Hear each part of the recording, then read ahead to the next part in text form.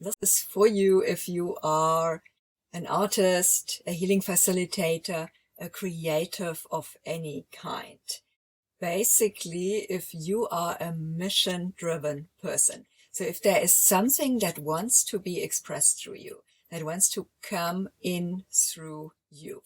And for a lot of us who are on a mission and who have a calling, many of us struggle with money. There are different reasons for this. I will go into some of these reasons in this class to see if you can relate, if this is something you have experienced, if this is something that makes sense, or if this is something that you just feel is the truth, even though you can't really logically explain why you know this to be true, but you will know. Something will resonate within you if what I'm telling you applies to you.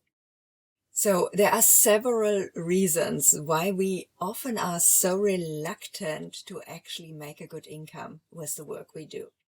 First group of reasons is traumata that sit in your DNA, in your physical body, in your energy.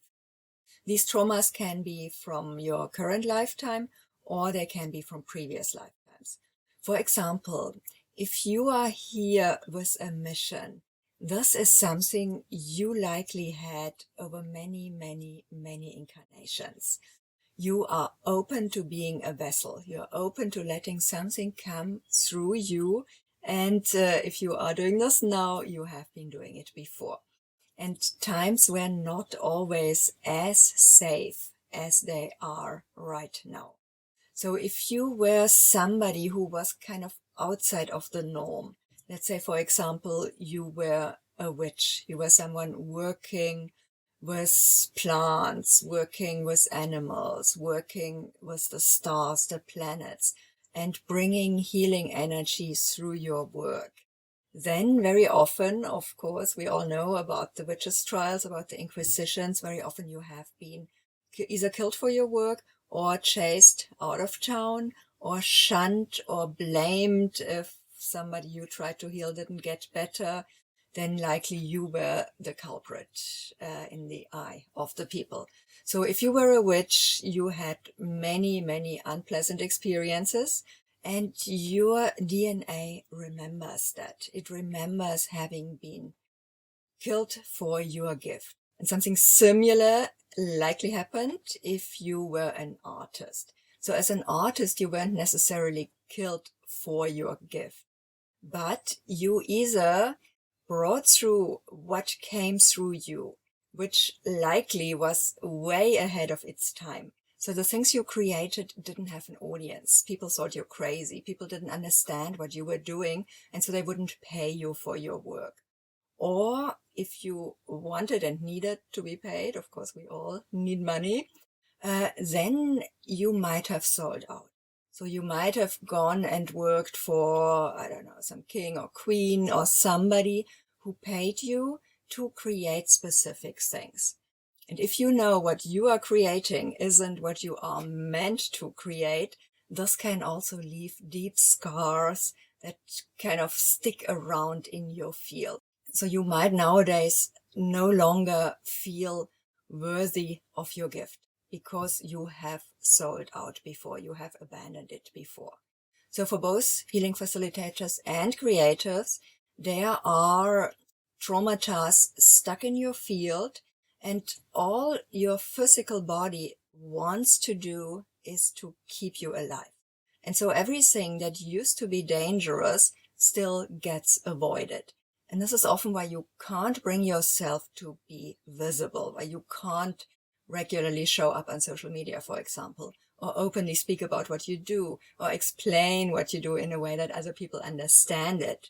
It's a form of protection that is still active within you. There are many, many other reasons why you might not allow yourself to earn well that come from past lives. Things, for example, of vows you have taken.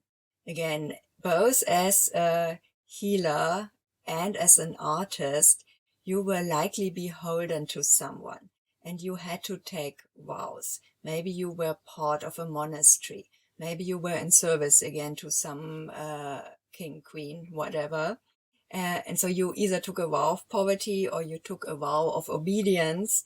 And once again, this is something that sticks. Giving your word is an incredibly powerful thing to do. And if you have given your word before and you never released it again, it still reverberates kind of through the ages. It's still present and it might still hold you back. So that's the basically past life stuff that can prevent us from showing up, from stepping fully into our mission, from making this a real success. Another reason why we might not do this is that for our people to find us, we need to be true to who we are. We need to be real, authentic. We need to be raw and truthful. And very often, if you are someone who sees the world differently than the people around you, from a very small age onwards, you were kind of making people uncomfortable. Maybe your parents didn't really understand you. They were maybe a bit embarrassed about the things you said or the things you did or the comments you made. And so they were shutting your individuality down. Not because they were bad people, but just because they wanted what they believed is best for you. And fitting in is, again, the safest option.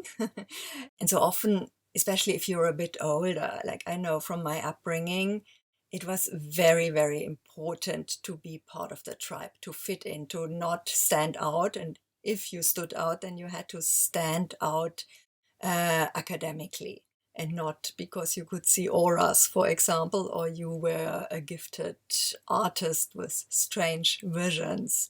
If you're younger, this particular point might not affect you this much because, of course, we all have learned, things have changed. People now, parents now know that you don't get one job and stay with one company for the rest of your life, but that you have to often make your own jobs, make your own luck, create your own business.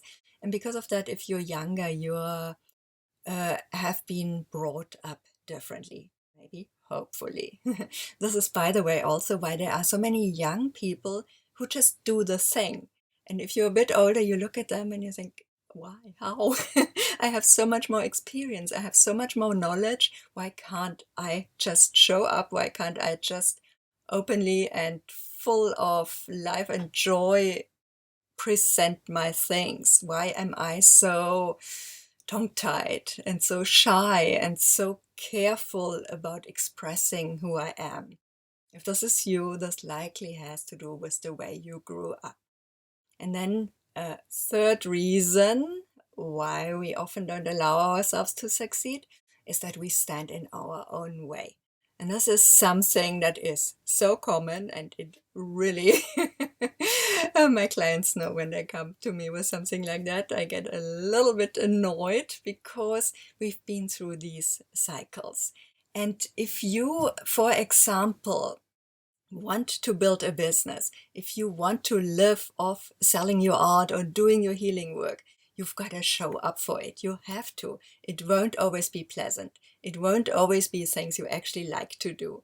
And if you then tell yourself that you're just not in the mood, nah, or you're not really feeling it, or it doesn't feel aligned, or all this other stuff we come up with to stay within our comfort zone, we have to shift that. We have to shift that. It's high time that good people, people that have a moral compass, people that are empathic, people that care about nature, about the environment, about our planet, that these people make money. And you won't make money if you stay in La La Land. No? If you stay in this, but the universe will give it to me kind of pseudo, whatever it's called, magical thinking.